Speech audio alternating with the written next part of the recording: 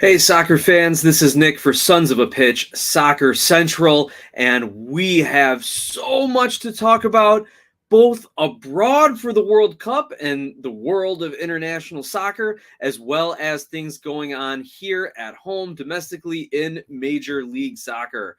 We are through two games of the World Cup group stages, and there have been some upsets, there have been some cup sets, and there have been some smackdowns and predicted wins, and we're going to take a quick look at all of the standings of the group stages and see how each team can advance. And then in the second half of the show, after a quick sponsor break, we are going to look at the MLS roster updates, a few big moves, some in the front office as well that you need to know about, as well as talking about some of the other big Messi-sized rumors, right? We're going to take a look at all of that in tonight's episode. But first, you got to get hyped. The World Cup needs their hype song. We need our hype song. So here we go.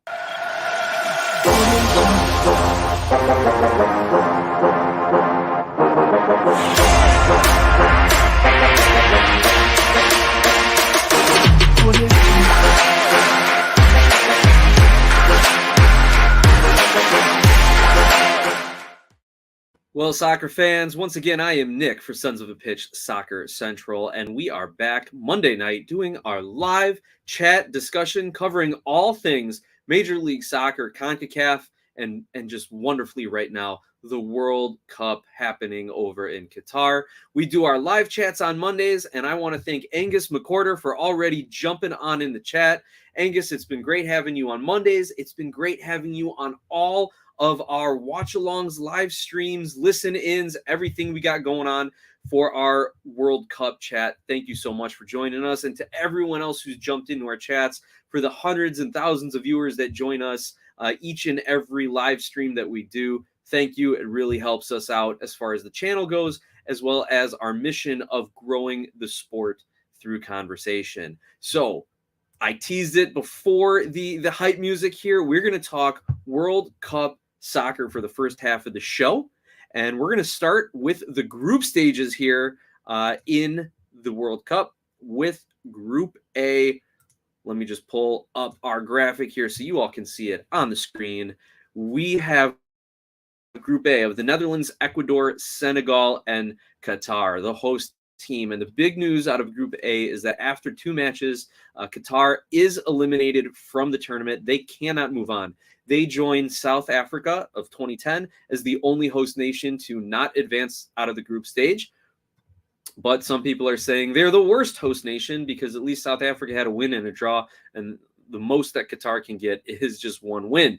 Got to remind everybody before getting too haughty on that statistic, though, that the United States was awfully close to being that first country to not advance out of the group stage back in World Cup 94. But thanks to some good luck in that tournament and some good goal differential in the group stage, they were able to get through. So looking at this, what I predicted coming into the World Cup was that Netherlands would advance as the number 1 seed and Ecuador would be the number 2 seed. So things look pretty good as far as my predictions go in that group. Netherlands and Ecuador, unless Senegal pulls off a big upset, and we'll see if we can figure out their matches here. Let me see if I can pop it up. Senegal's next match coming up against Ecuador. So unless they can upset Ecuador, then that would assure that Senegal and Qatar do not make it out of the group stage. So taking a look at Group B, this is the big group. This is our most interesting group because it has the United States, but also no one's calling it the group of death. But if you look at this group, England, Iran, let me make sure I get that correct. Iran, right? Okay. The United States and Wales are also a part of that. Iran, the United States, and Wales were all pretty much ranked about the same. If you looked at the ELO rankings, they're like 22, 23, and 24. And if you look at the FIFA rankings, I think Iran is a little lower down just because of them coming out of the Asian Confederation and not getting, I guess you would call them, good wins throughout qualifying to boost their FIFA points up. But they're all relatively relatively close in the rankings. So for people to say this is an easy group and Iran is that one team, or maybe Wales, who had to qualify through a playoff, is that one team that's kind of the easy out, the easy result and win against, doesn't exist in this group. So that makes it extremely difficult. And that is why, though, as a USMNT fan, this is what we wanted, right? Like, beat Iran and you're in. Beat Iran and you're through. You get into the knockouts. It's been a perfect setup for the United States, the way they've handled themselves in this tournament. It would have been so much better to get that result against Wales, to get the winning result against Wales, because then you can just kind of, even with a draw against Iran, then maybe you get it on goal differential, right? But this is what we're dealt with. And I think anyone out there would have said, I will take beating Iran in the third game to advance. I think that everyone would be happy with that. And we even have all of our people checking in here in the chat, and they seem very excited and in good spirits tonight, the eve of this game. We've got Connor Knows Soccer who's jumping in. Connor, great to see you again, my friend. A new Wiseman, what's up, homie?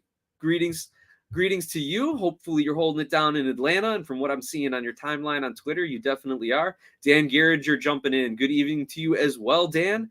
And we have Angus, who pulls up the rankings here for us. USA is at 25, Wales at 26, and Iran is in 30, according to the ELO rankings. That, of course, gets updated either daily or weekly, whereas the FIFA rankings get updated like every 2 to 3 months. So take those rankings with a grain of salt. We actually talk about those in some prior videos if you want to hear a little bit more about how those rankings are posted and calculated. And Dan says it right. Dan Garringer says it right. I agree. It's the best situation to be in. Because right now, if Wales ends up with a victory over England and the United States has a victory over Iran, then we're through as the number one team in the group with 5 points. Now, if England wins or draws, then they're at 5 or 7 points, and the United States is sitting there, with a win, hopefully, with 5 points over Iran, over Wales, second place. And that's kind of what everyone thought about at the beginning, right? So for all the criticism that Greg Berhalter and U.S. Soccer has taken during the course of this tournament, and there has been a lot, some of it justified, most of it, in my opinion, not justified, I think. The U.S., if they beat Iran, which everyone thinks they should, and no one is worried about that, though I will give you one cause to be concerned, because that's what we have to do here, right? Then they will finish second in the group behind England and probably playing the Netherlands in the first knockout round, which a lot of people think is a favorable matchup. You're catching the number one seeded team in Group A, that Pot A, Group A team, the Netherlands, who aren't as good, right? We saw North Carolina fall dropping down the standings after losing a couple games. Maybe that's the Netherlands right now. That team who was a top of the group and one of the top 10 teams in the tournament, one of the kind of dark horse favorites. That's a great matchup for the United States. So before we get ahead of ourselves, though, let me give you the cause to be concerned about this Iran game. Now, Iran is sitting at 3 points. They're 1 point ahead of the United States. If they draw the U.S., then they will stay ahead of the U.S. on points, and then we'll only have to worry if Wales wins and jumps them in the goal differential column, right? If Wales wins and defeats England, then they probably will jump in the goal differentials and knock Iran into the 3 spot, assuming Iran draws the United States.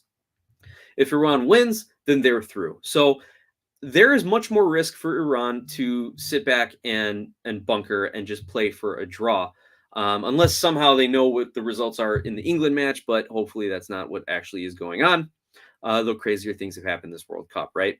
So that it gives me the cause for concern. If Iran says, look, let's just try and bunker and maybe catch the U.S. on a counterattack, play a very defensive-minded game, and they're happy with a draw, that worries me a little bit, because the United States, for all their great play over their first 2 group games and for the emotional high of a 0-0 draw against England, has not been able to really create very, very high percentage chances on goal, right? They've scored 1 goal in 2 matches, and that was a bit of brilliance excellent counterattack, great pass by Pulisic, even better finish by Weah. And that's what it was, right? A beautiful, beautiful moment from the USMNT. But can the USA break down a team, create a few chances, score a couple 3 goals in this one to make Iran have to come out and chase the game, and then let the United States players control it with some of their possession and skill and speed? That worries me just a little bit. Just a little bit. I am still confident. I still believe the United States, despite what the rankings say, is a much better team than Iran, has much better players, and will win this game. That is what I believe, and I believe that we will win, as the phrase goes. Now let's take a few comments here. Dan Geringer's got a couple of good ones. He says FIFA rankings are updated when the bribe checks are cashed. Well said, Dan. Well said. Now, they do have a formula that awards points based on the degree of difficulty and goal differential for every game they win against an opponent. But hey, maybe they get the right opponent picked. And Dan says, let's see the U.S. win 7-1. Dan continues on. The experts, he puts in quotes, say the U.S. does not have a true striker. Yes, we've been hearing that. Let's jump into that a little bit, because who have we seen play striker for the United States? We have seen Josh Sargent start, and we have seen Haji Wright start, and neither of them scored, which is the number one job of the striker, especially in the World Cup, in the group stage, when goal differential matters, when momentum matters. They have not scored. So let me put it out here to the group chat. And Connor, I'm going to get to your comments in a second. Let me put it out here to the chat. Would you want to see one of our wingers move up top in order to allow for more talent to get on the field and allow for a different look up front? And the example here a lot of people are saying is put Reyna or put Weah as your striker and then allow the other one to play on the wing. Or do you continue to have Weah and Reyna as your right winger, one coming in for the other if needed, and then do you continue to rotate through Ferreira and Sargent and Wright? And is this Ferreira's game? We haven't seen him at all this tournament. We haven't heard much about him because of how well the U.S. has played as a team. But is Ferreira going to get the start here and or maybe come off the bench and just be those super sub legs? And as Rocky at Talking to Wood says, I'd like to see Pepe up front. Oh, wait. Yeah, absolutely, Rocky. There is definitely a lot to be said about how Pepe was left off this roster. Connor Knows Soccer even says Weah as a false nine, Gio on the wing makes sense. That is the way to get probably your best talent. And I'm not trying to insult Haji Wright, Josh Sargent, or I almost said Ricardo Pepe, or Jesus Ferreira.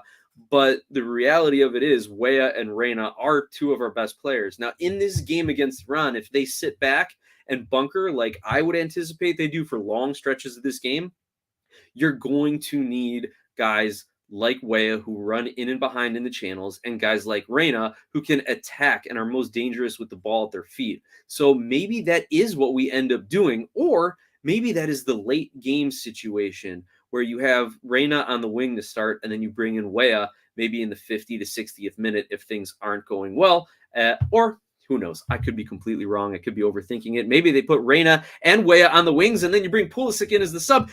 There's a lot of different options, and Dan says he'd start with Sargent and adjust accordingly. And honestly, that's probably what they'll do. Now, let's take a look at some of Connor's comments real quick. We should beat Iran tomorrow. I think the players won't be motivated with everything that's going on. And I think you're talking about the Iranian players with all the protests and things going on back home, as well as, the cheap shots that the Iranian news media is trying to take against Tyler Adams, baiting him into political statements, giving either bulletin board material or trying to get him suspended by FIFA. But God bless Tyler Adams and his maturity and his proper response. If you guys haven't seen it, go check that out. I don't want to dive into politics too much here on the podcast, but he did a really good job of answering an Iranian journalist's, or is it Iranian journalist when you add the IAN? I don't know. Maybe they'll have to pronounce that for us. Had a really good rebuttal when the journalist was trying to bait him into how can he support the United States when they're such a racist country. Now, the irony of an Iranian journalist saying that is not lost on me. But anyway, go find Tyler Adams' comments on that. Answered it, I think, perfectly as a soccer player should. Now, Connor also jumps into a little bit more of the tactics and kind of the thoughts here on Group B. England is through. They may rest some players versus Wales. Very true, but we saw who they bring off the bench. Marcus Rashford, Jack Grealish. Who else am I forgetting? They have a stacked roster. So even their second squad, so to say, that B squad, B plus squad for England still has enough to beat Wales. And it's just to be seen if Wales wants to come out and just play balls out soccer to try and get a win and maybe sneak through on some crazy goal differential scenario with the United States and Iran's result pending, or just to come out and play for pride and try and get a win versus England or win in the World Cup. And yes, Connor, thank you for pointing out it's not 0-0. It's 0-0. Yes, we gotta keep the definitely keep the lingo there. I love it. I love it. And Dan, I'm not knocking Pulisic. He did play excellent against England, but I think like that is something that people have thrown out there as a potential wrinkle in a lineup, maybe something to kind of throw Iran a little bit off in their game planning, where if we see Pulisic coming off the bench, also maybe that rests his legs a little bit, saves him from taking a beating like he usually does. And since he's not getting the foul calls, then maybe that'll help him out and stay fresh and ready, or I should say more fresh and a little more ready when it comes to the knockout stages. And Rocky says, I love Pulisic, but he's not perfect every game. His set piece delivery has been terrible. That is the one piece of criticism I will jump on him, because I think he's in a tough spot because he gets beat up by opposing teams, doesn't get the calls that most other players would get. He's often the one that looks to drive at the defense, and a lot of people are critical of him for that, but that's what he needs to do for the United States to be successful. Drive at that defense, attack the back lines. But yes, I will criticize those set pieces. Rocky, I'm with you, man. What I really hate, and this is a general criticism, I hate near post corner kicks. Put the ball in the mixer, run a set play. Don't try to play to the near post and flick on. Like, it just doesn't work. I think that's such a low percentage play. I'd almost rather, I can't believe I'm saying this, guys. I can't believe I'm saying that I would rather see a short corner and maintain possession and work the ball around than I would see Pulisic whipping a low hard cross to the near post on a corner kick. Got to be better on set pieces, especially when you've got a guy like Zimmerman who can come in there and get up, especially when you've got a guy like Jedi or McKennie, if he's healthy and feeling good, who can out jump most of the people in the tournament right now, especially I would think could out muscle and out jump some of these Iranian defenders. So I would love to see that set piece play come into play a little bit more for the United States. All right, we've prattled on for almost 20 minutes here, and we're only on Group B. Let's move it along to Group C, where Poland, surprisingly, sits atop the group right now with 4 points. Argentina and Saudi Arabia tied on 3 points. Argentina with the goal differential tiebreaker despite the loss to Saudi Arabia. And Mexico sitting in the bottom spot with 1 point. Now, Mexico's remaining match in the group is against Saudi Arabia, which most people, again, Mexico would probably say, oh, we're in that same situation as the United States. If we can play Saudi Arabia to get through, that's great. That's a situation we want to be in. But Saudi Arabia has a lot to play for, right? They can win the group depending on the other result, or they can get eliminated in a loss here. So Saudi Arabia has a lot to play for. Absolutely. Mexico, every team in this Group C is in it. And my prediction was Argentina and Poland to get out of this group. I still feel confident in that despite the final game. We'll see what happens with it. Let me ask this to the group chat. A lot of people have been criticizing Greg Berhalter because of his inclusion of so many Major League Soccer players. But is Saudi Arabia the team that says, hey, look, you can win World Cup games with domestic league players?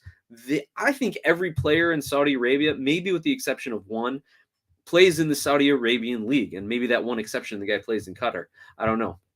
So is Saudi Arabia the good study of its team, its chemistry, its effort? It's taking advantages of the few opportunities you get in the World Cup to score a goal, right? Is Saudi Arabia that blueprint where you or maybe that counter argument to say you can't say the US needs less MLS based players, that's the problem. And honestly, I don't think it is, especially with the US, because we had played such excellent tactics in their first 2 games, and it was just a matter of the players, in my opinion, not executing and finding the back of the net. So anyway, we have Saudi Arabia and Mexico playing for potentially the second spot, depending on the results of the Poland-Argentina game, who are playing for that first spot. And if those teams come away with a draw, wow, that will just open things up for the Saudis in Group C. Again, just to make sure everyone heard me, I did not pick Mexico to go through, despite Mexico's history of always kind of advancing into the knockout stage and not doing much after that. Rocky, thanks for the support on this one. It's just an excuse the Euro snobs say. And Connor here with some great trivia that I did not know, that Saudi players aren't allowed to play abroad. Now, Connor, I don't know if you know anything more about that. That's a really interesting comment. I'll have to research it. Like, is that a like governmental mandate? Is that a national team mandate, or is it just more of a religious or political type of thing where they don't have guys going abroad? But really interesting. And it's funny because we saw it back when the 2010 World Cup, where I think 10 of Spain's 11 starters that won the World Cup that year all played in Spain. Now, granted, Barcelona and Real Madrid are not Al Hilal or any of the other Saudi teams. That's very true. But it does say something about having chemistry and understanding style of play. Oh, and here, Angus McCorder jumps in and says that is a governmental mandate. Really interesting. So, and here we got a new Wiseman with an excellent take here, linking the MLS to the World Cup here. Tata Martino really shouldn't have snubbed Chicharito and Vela. Very true. Very true. And he's got more than half of the USMNT roster started or starting in MLS. Absolutely. Not the current, I don't think current club, but at some point, these guys have all played or started in MLS. And if you want to throw in the fact that, Weston McKennie got noticed in the Dallas Academy before making his debut in Germany and for Schalke, we got to remember Tyler Adams come up through Red Bull Academy, Brendan Aronson, obviously with Philly, and without the MLS, we would probably lose a lot of this scouting base, right? And because that you get into the pay-to-play kind of thing. That's the only way you get noticed. Make sure your dad is the PDL or Olympic development coach. That's how I ended up getting cut, just to kind of take a walk back down bitter memory lane. All the buddies on my team made it, but the last spot went to the coach's kid. Anyway, let's continue our discussion of the remaining groups. We got Group D, led by favorite France. And in a surprise, you got Australia sitting in the second spot with 3 points with the game to play. Denmark and Tunisia tied for third and fourth. Denmark in third based on the goal differential. So Australia's next game against Denmark. And this is what is going to decide the fate of this group. France is through. We know that. Whatever their next result against Tunisia, they are through. Now, and so Australia and Denmark essentially are fighting for that second spot. I personally would be thrilled if Australia wins this game and gets through. And I mean, I'd go nuts if somehow France ended up losing to Tunisia and Australia wins the group by some miracle. But I don't think that'll happen. That, again, that's just miracle Nick thinking there. But I actually have tons of family down in Sydney. I have spent 2 vacations in Australia. Absolutely love the country. Love the people. I should be wearing my Socceroos jersey right now and scarf as well that I have from them. But I would love for Australia to get the result against Denmark. That's my heart talking. I don't see Denmark losing to the Aussies. Now, they have played pretty poorly. Denmark has. I don't see the talent on that squad continuing to play poorly against an Australia team who just got really exposed by France. Now, France, what are they? The number 2 team in the world right now, 3 top 5 team in the world, and playing like it.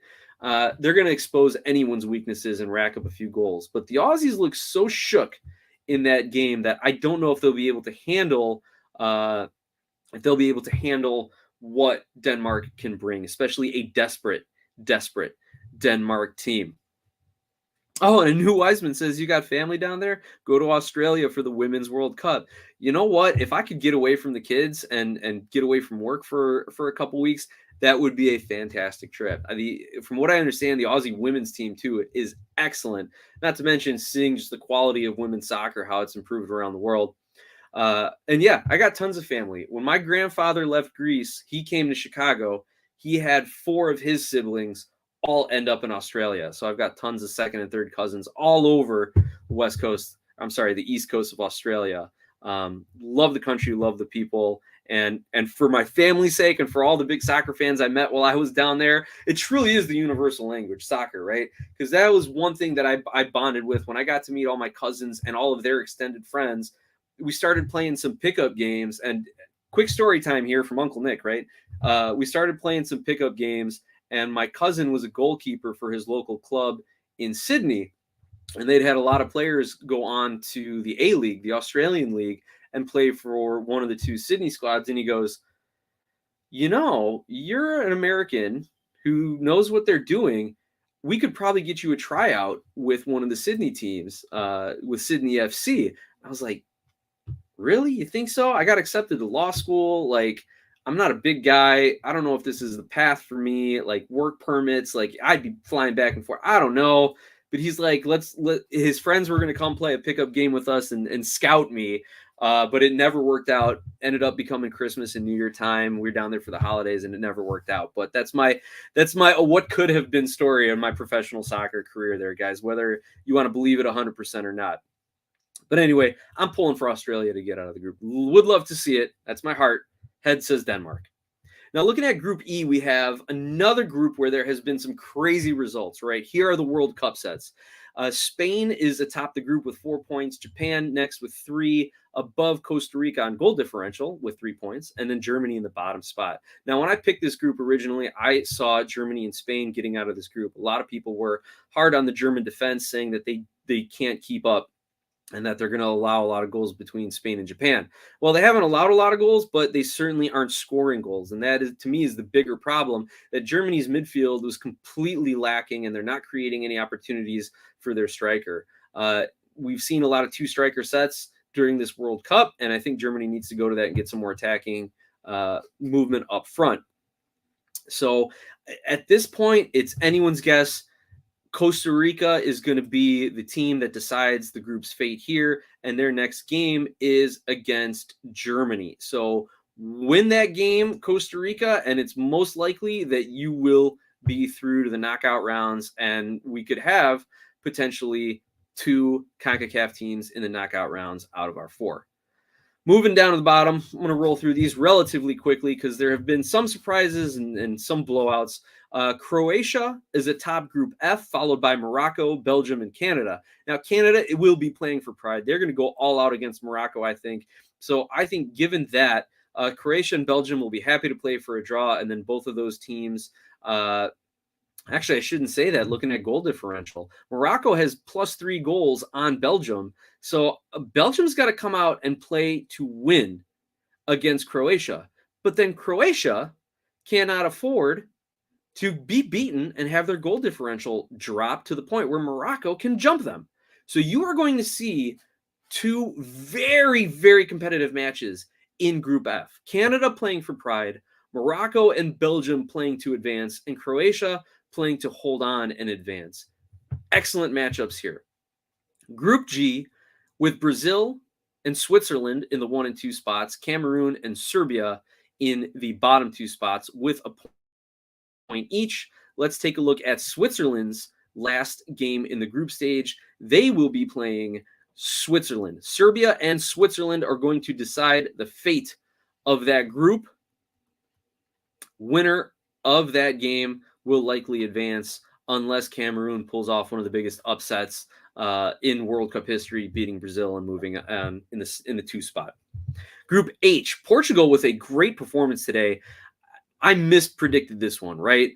I thought we would see Uruguay and South Korea come out of this group. Instead, it's Portugal, then Ghana in the 1 and 2 spot with South Korea and Uruguay. Lots of work to do. Now, looking at Uruguay, who's sitting in that 4th spot, their next game is against Ghana. So they will have the opportunity to jump ahead of Ghana with a win here and potentially, depending on the South Korea result and goal differential, get through along with Portugal. So I did not give Portugal enough credit. I thought maybe they had the talent, but definitely not the cohesiveness. I thought eventually the world talent would catch up to these guys, but hey, they keep doing it. Good for them. Now we got a couple more comments we're going to take, and then we'll jump into our halftime break here. Connor Knows Soccer says, playing the world's smallest violin for Canada, quote unquote, winning World Cup qualifying doesn't mean anything. Connor, I'm not going to go as harsh as you are, but I can totally see why you would say that, because Canada fans were out in mass, whatever you want to say it. Am I getting the French pronunciation right there, my Canadian friends? They were out in force on social media, rubbing it in the faces of the United States and Mexico. And good. Give them their moment, give them their due, give them their time to shine, whatever. But at the end of the day, you're right. There's no prize for winning qualifying. You just qualifying. You qualify for the World Cup. And even as American fans, I think that's something we had to remember too, to not say, oh, Kings of Concacaf, just because we would have won qualifying. No, but we won Nations League, we won Gold Cup. That's why we were obnoxious American fans on social media. Plus, America. We'll do that. Angus says, Morocco is a big surprise to me. Yeah, absolutely. Morocco, let's jump back up. Number 2 in that group. Now, Morocco, absolutely a surprise. I think I'm equally surprised about how poorly Belgium is playing, as much as I am surprised about how well Morocco is playing. But what we have in this situation, I don't know the Moroccan players very well, but I know they have a few in some solid leagues around the world. I want to say there's even 1 or 2 MLS tie-ins.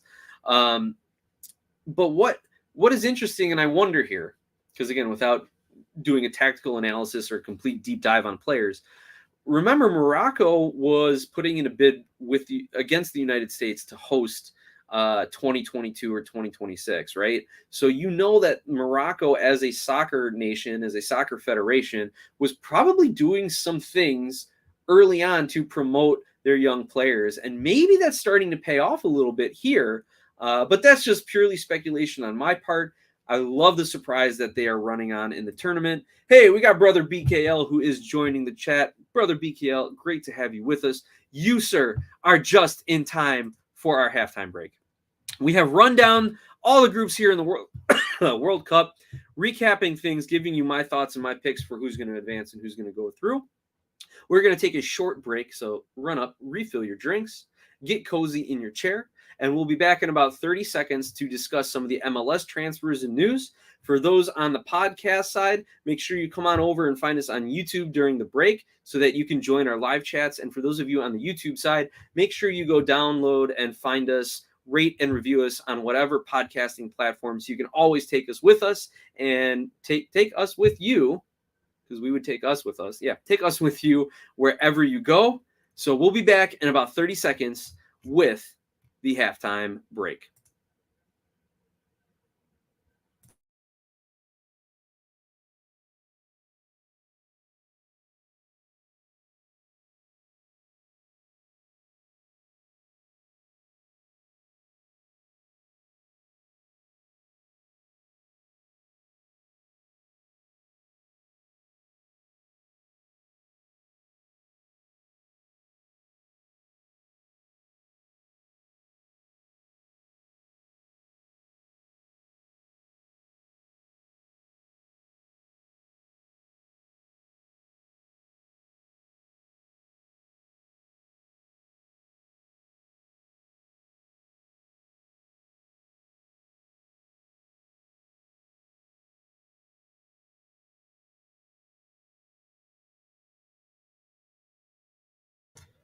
All right, soccer fans, we are coming back from halftime, and we are going to get into some of the MLS transfers and talk around the league here.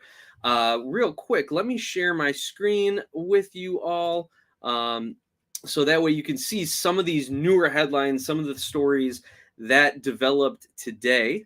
Because when I was preparing for the show last night, these obviously breaking news stories did not make it into my rundown. So first of all, LA Galaxy signed homegrown Jonathan Perez to a contract extension. Inter Miami signed homegrown Benjamin Kremashi. New England signed U.S. Youth International Santiago Suarez, and St. Louis signed Jake Nerwinski in free agency. That name sounds familiar, so you guys will have to do a little quick research and let me know what's going on with Jake Nerwinski. Why do I know that name? Looks like he came from Vancouver. We're not going to get into this Messi headline. I'm just going to scroll up so you guys don't see that right now. But there are a couple other headlines that I wanted to discuss. We will get into the Messi headline at the end of the show. But also, real quick, let me remind everyone here how you can support Sons of a Pitch Soccer Central. If you are watching, that's the first thing you can do. Click like, click subscribe, turn the notifications on, share the links, watch, let a few ads play, click an ad. All of that helps us get noticed in the YouTube algorithm and puts a few pennies in our pocket every time. If you want to step up and become a paid subscriber, check out YouTube as well as Anchor FM. You can find us there and become a monthly podcast supporter. And if you really want to take the next level and partner with us as a sponsor, please reach out to us, sonsofapitchsoccer@gmail.com, or on Twitter @SOPsoccer. Direct messages are open. Additionally, you can check out in the description of the video, we started a blog and a website, so you can go check out those links. We would love to have a sponsor for those, so we can slap your logo all over our new blog and website and help you offset some of our hosting fees for that. Also, if you want to throw a super chat or super thanks our way, even if it's just $1, let Mike know that I'm earning my keep around here a little bit, right? And big thanks to Mike for running all the chats and streams, keeping everybody up to speed on all things World Cup. All right, that being said, MLS off-season moves. Now, we ran down a few of the new and recent moves, but the biggest off-season move, without a doubt, guys, is Garth Lagerwey leaving the Seattle Sounders and going to Atlanta United. This was rumored because he was out of contract that he would leave somewhere, that it might be Atlanta. I know the chatter around Chicago was, oh, he's from Elmhurst. He's from a suburb of Chicago. The Chicago Fire need to bring him back and just give him whatever the heck he wants. Apparently those conversations never happened, which to me, if they didn't reach out, that's stupid. But then again, the Chicago Fire have not been known for smart management or ownership lately. But he got a vote of confidence in Seattle based on their shareholders meeting. Now, there's articles about how low of a turnout that actually was, but he got the vote of confidence, but now moves to Atlanta, gets a huge promotion. I mean, the guy doesn't need any more money or massive payouts, probably. I'm assuming he got paid pretty well with the Seattle Sounders organization, but he is now the club president and chief executive officer of Atlanta United. He runs that club now. He is running Atlanta United. To give you some background about his accomplishments, if you don't know already, he won 3 MLS Cups and made another 3 finals as sporting director for RSL and Seattle. And Garth Lagerwey actually played in the league from 96 to 2001. He was a goalkeeper playing for Kansas City, Dallas, and the Miami Fusion. So that's just a little bit of his accomplishments and his tie into the MLS, into American soccer. Here's kind of what I'm thinking big picture Atlanta United. And let me know what you guys think in the chats or the comments or even on Twitter. When we post the link to the video, you can continue the conversation there. Darren Eales kind of helped create the culture of Atlanta United, right? Early on, you had and signed some great players, and you had Tata Martino and the initial players set the on the pitch culture, that winning culture. There were definitely mistakes made with coaches after Tata Martino, no doubt about that. But now Garth Lagerwey has the task of keeping Atlanta a trophy contender year after year after year. We've seen him with so much sustained success in Seattle. Their 13-year playoff streak. They're competing for trophies every year. I think they, again, 3 MLS Cup finals, 2 victories, Concacaf Champions League, couple of US Open Cups, if not more. Like, he is there to create sustained success for a team that will spend money. That's fantastic.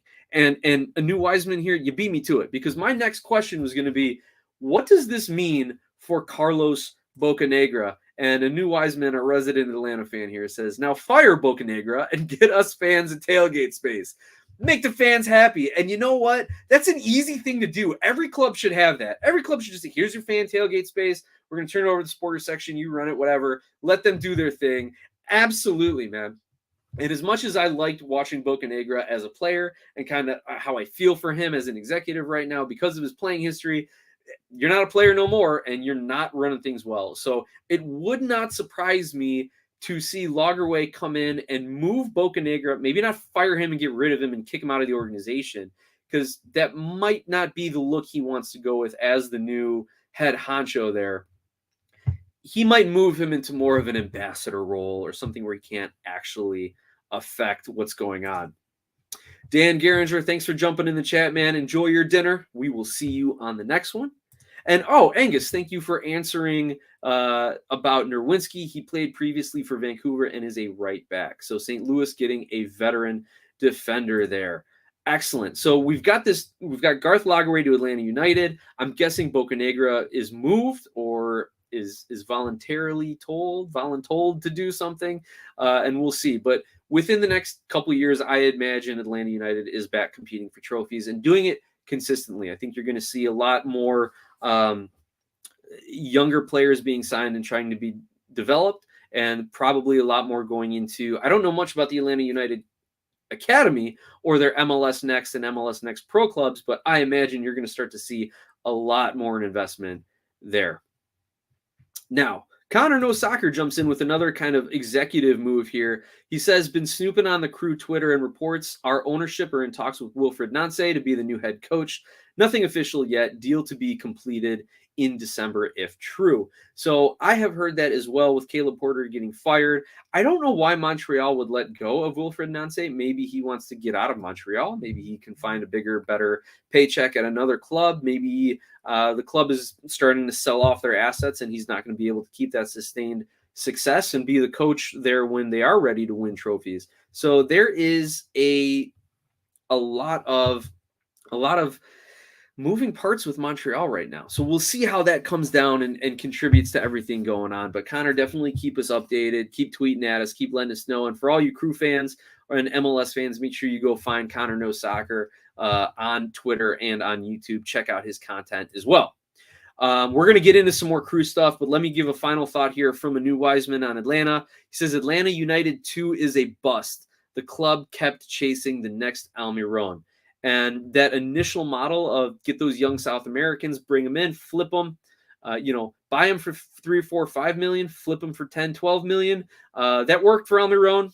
That worked maybe for one or two other guys, but it is not working right now. And again, a new Wiseman says Atlanta focused too much on the first team. That's why we're the worst reserve team. So I would imagine Garth Lagerwey, the way he's built up Seattle and the way he brought in maybe not the highest profile designated player signings, but excellent MLS players, I think you're going to start to see that change immediately. And maybe he sends Bocanegra down to help start build out an academy. But now we teased the Columbus Crew stuff. Columbus Crew end up actually letting one of their star standouts over the last few seasons, Artur, go, and he gets signed by Houston Dynamo. So we saw Pedro Santos go. We saw Artur go now. We saw Caleb Porter out. Derek Etienne Jr. is a free agent. I think he's already in advanced talks if he hasn't signed with another team. So the Crew are really continuing the rebuild. They get $300,000 in GAM for Artur and up to $350,000 with incentives. And for a 26-year-old who was an excellent MLS player when healthy, I will add that qualifier, he was great helping out the Crew and solidifying the midfield. So I think this is a good move for both teams because Houston's trying to rebuild. The Crew are trying to rebuild. They get money. Houston gets the player. I just hope Artur can fit in with Hector Herrera in that midfield of Houston. Now, running down a few other MLS signings here. Celtic over in the Scottish Premier League is close to signing Montreal's Alistair Johnson. That time with the Canadian national team has served him well. He spent the last year with Montreal after coming up from Nashville, I believe. He's had a career year. He is versatile. He can play pretty much anywhere along the back line or on the right side. And a little thing to watch out for, Nashville do have a 10% sell-on. So I would expect the price to be a little inflated more, so that way there's more money to distribute back to Nashville. But the website transfer market has him valued at about $6 million. So look for that signing to be announced after the World Cup. Coming back down into the United States, way south, Orlando City making some moves, giving themselves some roster flexibility. They re-sign their former DP Mauricio Pereira through 2024 on a TAM deal using targeted allocation money.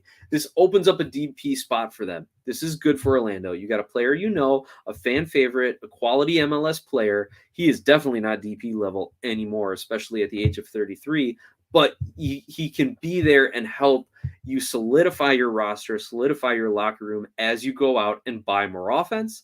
And now they've got a new DP spot. They can do just that.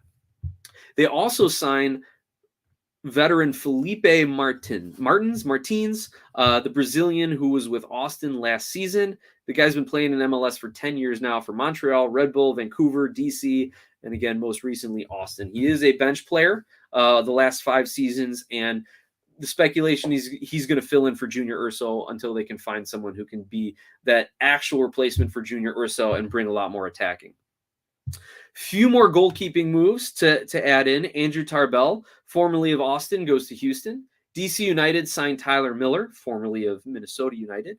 Minnesota United then re-signed goalkeeper Eric Dick, and Austin signed Brad Stuver to a long-term deal through 2025 with an option for 2026. I always love saying long-term deal for 3 years. Like, I think that's kind of hilarious that's a long-term deal in MLS. The first 3 moves, Tarbell, Miller, and Dick are kind of backup goalkeeping moves. But Brad Stuver is definitely going to be the starter for Austin for the foreseeable future. The guy's had a couple of great seasons for them and was key to Austin's playoff run. So let's take a few comments on some of the MLS stuff, and then we're going to get into the Messi rumors, my terrible takes on it. I know you're going to love them, the terrible. And then we can wrap the show here. Connor says for Columbus, need a new center back. Will Sands is the new starting left back. Good update there, Connor. Thank you for that. We got Crispy Zinger jumping in the chat. Crispy, welcome to the show. He says, we better play the game of our lives tomorrow. And that's a tall order to ask the United States to play the game of their lives for 3 straight games, but it's what needs to be done. And I think this group gets it done. I think it happens, Crispy. Now, he says, I want to see a murder tomorrow. I don't need to see a murder. I just need to see 3 points. I just need to see the United States putting the ball in the back of the net 2-3 times and making sure that we get out of this group stage and go into that game against Netherlands, maybe Ecuador, with all the right momentum. That's what I want to see. I think they can get it done. Crispy, in the first half of the show, we were talking about, can the U.S. break down and get quality chances against an Iran team that may actually just be content to bunker? Let me know what you think in the comments, and we'll chime in with that. Getting back to the crew talk, Mensah and Milos are great, but I think their player careers are almost up based on age alone. Well said, Connor. A new Wiseman says, Orlando with an open DP spot? Are they going to get that free agent at the World Cup? And I love how you capitalized that free agent. You must be talking about Luis Suarez, right? Of course, Suarez is the guy that you're talking about. No, that is the final thing we'll touch on here. It is the Messi to MLS rumors here. And I'm going to continue to call them rumors because this has just been an ongoing saga with Messi, with any star player, and Inter Miami and David Beckham and all of that in the back. Blah, blah, blah. Let me know when the deal gets done. Let me know when Messi's in Miami at their offices with a pen in his hand and not just signing autographs. Let me know when that happens. Here are some of the phrases that have been put out in the last couple of press releases. Inter Miami is increasingly confident they are in a position to sign Messi. They are confident that they will reach an agreement. They've had numerous meetings with Messi's father about him coming to Miami. None of this makes me think it's going to happen. None of this. There are so many qualifiers in all of these statements that, to me, I haven't heard anyone say, oh, yeah, Messi's agent talked to someone at the Miami front office. Or Messi put out a comment that said, yeah, MLS would be a great place to play. I'd love to take my talents to South Beach. Like, if he said something like that, completely different story. He's still in the running to be re-signed with PSG. his current club, Paris, and he is also supposedly being courted by Barcelona, who want to try to bring him back. That's another news headline that was floated out there a little while back. So, all of that being said, I'm not confident they're any closer than they were a week ago, a year ago, 2 years ago, when the last time Messi was a free agent, of him coming to Miami. I am not confident at all. It could happen, but as of today, I don't think they're as close as anyone thinks or imagines. And let me put a little more perspective into it, right? The one other headline was like, "Oh, Messi's father had many meetings with Miami." Not his agent, not him, not PSG. He's still under contract through 23 with PSG. Nothing coming out of Paris, right? To indicate that they're looking to transfer him. Here's the other comparison I want to make. I'm a lawyer by trade. I'm an attorney. And if I went in and used these kind of qualifiers, I'd be sued for malpractice. Can you imagine a lawyer walking in to the courthouse and be like, "Your Honor, I'm increasingly confident that my client is innocent. I'm confident the jury will believe me. I've met with the opposing attorney's law firm and their family. I've met with the victim's family. I think we're feeling pretty good about this case, Your Honor." No, that's malpractice. I'd never win a case. I'd be laughed out of the courtroom. Like, no, not going to happen. So with those final thoughts here, guys, let me take a couple more comments and then we'll wrap for the night and we can get you guys into bed before another day of World Cup action. And New Wiseman says, "Nah, the other free agent, CR7. Ooh, yes, Man United did terminate his contract. It was a mutual parting of the ways. I'm sure they did that just to help him save a little face. We'll see. Does he want to come here? I think he likes having that money and that big flashy lifestyle, and I don't know if that's going to translate for him, at least in the United States. I heard a Saudi Arabian club offered him like a 2 or 3 year deal for like 225 million. Hey, maybe he just goes and takes the fast cash and stays in the Middle East for a few years, right? If he's doing all right with things in Qatar. We got Josh Lafferty jumping in on the chat. Josh, great to have you with us, man. Make sure you like and subscribe so you don't miss any of the content in our live chats that we do each and every week. He asks, "Is Wilfred the new crew coach?" Not official. They are in talks.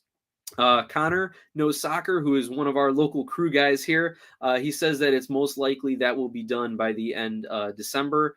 But they are in talks. That has been the rumors ever since Caleb Porter got fired. And again, I was saying it'd be interesting to see him leave, but given Montreal's kind of impression here that they're selling off some of their talent, maybe they're looking to rebuild in a different way, that maybe he's not the guy that wants to be around for that. So I think it does get happen. This one does seem to have legs, but give it another 3 weeks. I think you'll hear an official announcement.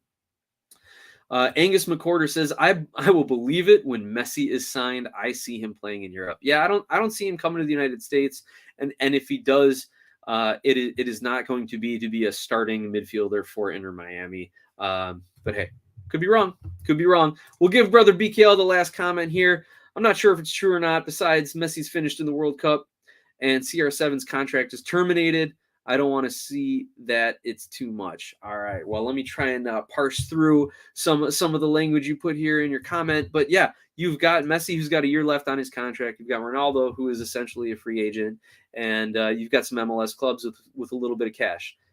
Do they bring him in for a year or two? Is it the Zlatan effect? Is that all they want to get out of him? Is a season or two of great jersey sales, a few highlight reels, and are you willing to mortgage your MLS franchise's short-term future to bring guys like that in? Maybe you will. Maybe they will be. I don't know if I would do that as a GM, but then again, I'm the same guy who said I don't want LeBron James in a Chicago Bulls uniform because that would kill everything that they've been building towards over these several years. That just tells you a little something about me and how I value superstars and team play. Anyway, guys, with all of that, I want to thank each and every one of you for jumping into our broadcast. I keep saying I'm going to cut it down to like 30, 40 minutes, and here we are approaching an hour. Thank you for sticking with me. Thank you for chatting, for chiming in, for just listening, and for growing the sport through conversation. The mission here at Sons of a Pitch Soccer Central. If you want to continue to support us, again, subscribe, share the link, click an ad, let the ads play, send us a super chat, a super thanks, become a paid subscriber through YouTube or over on Anchor FM. Links to that are in the comments, as well as check out the new blog and website. It's been a long couple nights with some sick kids, so I haven't had a chance to write any new articles over the last couple days, but we'll be getting some of those out for you soon, especially looking ahead to the knockout rounds of the World Cup. Thank you all again. It's been a lot of fun. I love doing this every week with you. Thanks again to Mike, who is one of our founders and producers and hosts here, for letting me come in and do this with you guys each and every week. It has been a lot of fun. Let's go USA. Make sure you find our live stream and chat and watch along tomorrow right here on the Sons of a Pitch Soccer Central channel. And just like every good Greek, way too long for a goodbye. So I'll cut it now. Thanks for watching, everybody.